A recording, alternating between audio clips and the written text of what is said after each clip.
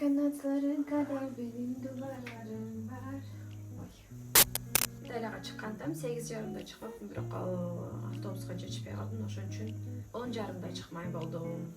Падуа шаарына барчу билеттерди, жолдорду караштырып көрсөм, 300-400 евронун тегерегинде болуп, мен үчүн аябай кымбат болду. Арзаныраак болсун деп Flixbus, Flixtrainerди карап көрсөм, алар менен 1 суткадай жол жүрүп калат экенмин. Анча узак жол жүргүм келбей, Deutsche Bahnдан поездерди карап атсам, Interrail деген сайттан билеттер сунушталып чыгып калды өзү эле. Ал билеттер менен 1 айдын ичинде бир нече күн жолдо жүрсөң болот экен. Мен 4 күндүгүн алдым. Ошентип ушундай кокустуктан мен бир эле шаарды эмес, 3 өлкөнү жана 8 чакты шаарды көрмөй болдум.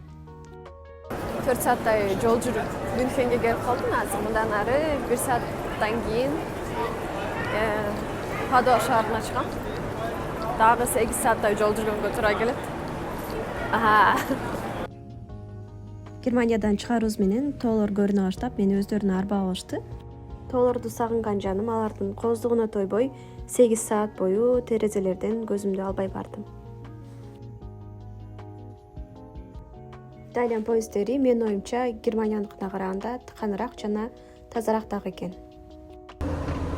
Италиян поезддеринин дааратканасын көрсөтүп коеюн дедим. Мен көрсөтпөсөм силерге ким көрсөтөм? Мындай таза. Бул жерде жада калса сакал алганга эме бар экен, точка. Поездде кыргызча которгондо тынч зона деген өзүнчө бөлүгү бар экен. Ал жакта эмнегедир адам аз болду. Башка вагондордо адам толуп турса, анан мен жыргап барып ошол жака албетте отуруп алдым. Болгону ал жакта сүйлөшкөнгө, музыка катуу укканга болбойт экен.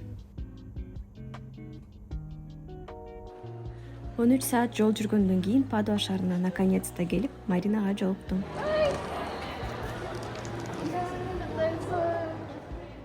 Кутман таң, мен кече Падуага кечки 11-12-лерде жеттим.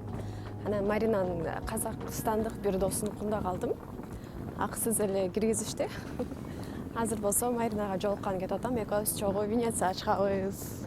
Венециядан көрүшкөнчө.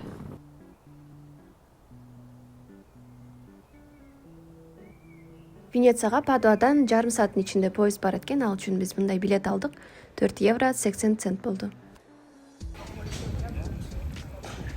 Биз Венецияга келдик. Венецияда круассан жаабыз. Деп коюңдар.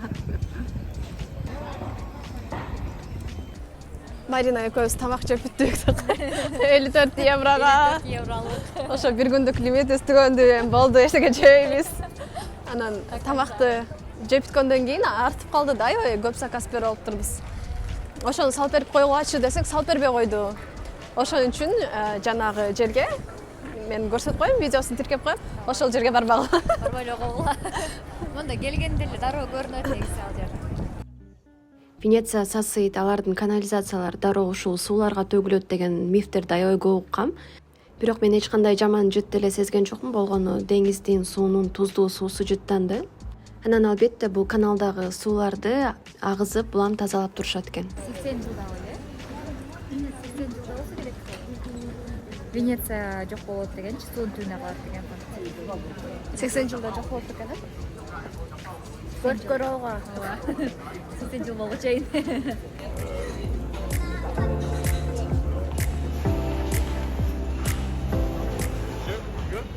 Эгер тамак жейин десеңер, мындай жерлерге келген сунушталат экен.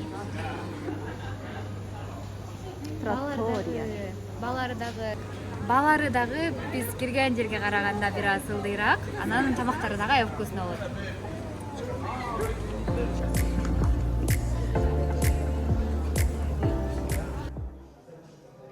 Бир жерде акысыз көргөзмө болуп аткан экен. Ичине кирсек, анын чоң бөлүгүн Палестинадагы азыркы болуп аткан согушка арнашыптыр.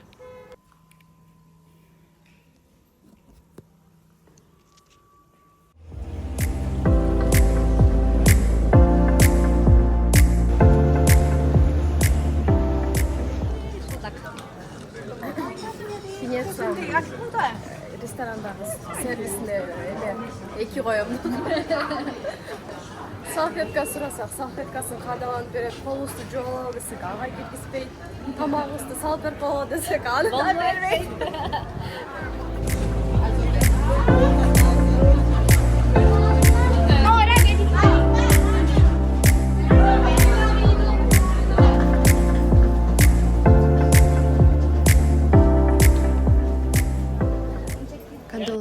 Венециянын символу болуп эсептелинет.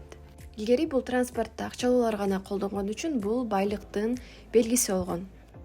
Бирок ошол нерсе азыр деле өзгөрбөптүр десем болот, анткени гондоладо 30 гана мүнөт жүргөнүң үчүн 120 евронун тегерегиндеги акчаны төлөйсүң. 90 евролор бар экен алардын.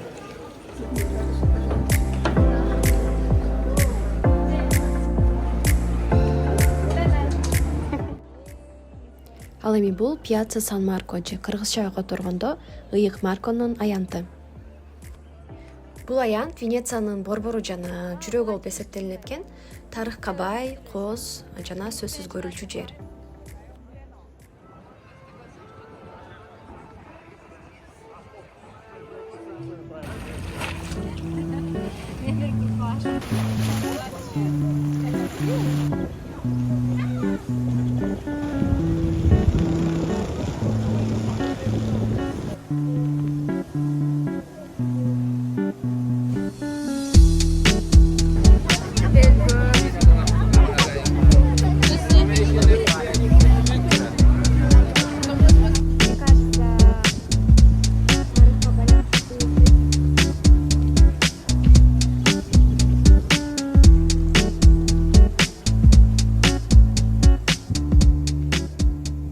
Саякатта жүргөндө бизден бир кеңеш, эл баспаган, туристтер баспаган жак менен бассаңар.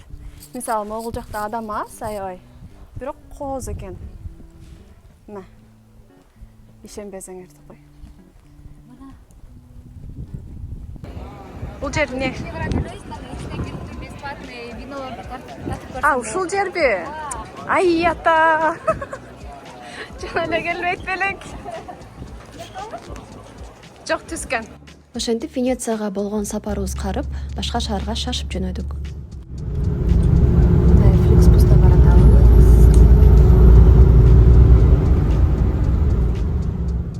Кийинки Люгано шаарына болгон саякатыбызды жана Швейцариянын эң белгилүү жана кооз Лаутербрунн деген жерине барганымды көрүү үчүн каналыма катталып, активдүү болуп комментарий жазгыла.